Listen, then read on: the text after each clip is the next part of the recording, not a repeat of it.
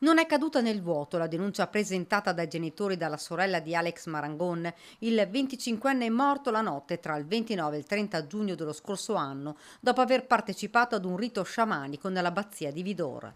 L'esposto ha infatti confluito nel fascicolo di indagine aperto dalla Procura di Treviso, che ha cambiato il capo d'accusa da omicidio volontario in morte in conseguenza di altro reato. L'inchiesta è coperta dal segreto istruttorio, impossibile quindi sapere se ci siano o meno degli indagati. Rimane certo quello che hanno scritto nella denuncia i familiari del giovane precipitato da un'altezza di 15 metri dalla terrazza dell'abbazia sotto l'effetto di sostanze stupefacenti.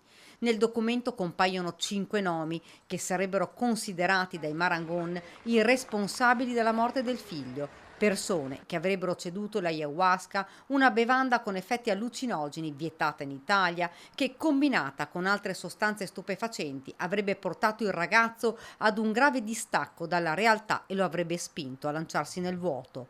Una morte ancora avvolta però nel mistero. Nel corpo del giovane segni di traumi e ferite che potrebbero, secondo la famiglia del medico legale consulente dei Marangon, essere state provocate da un'aggressione.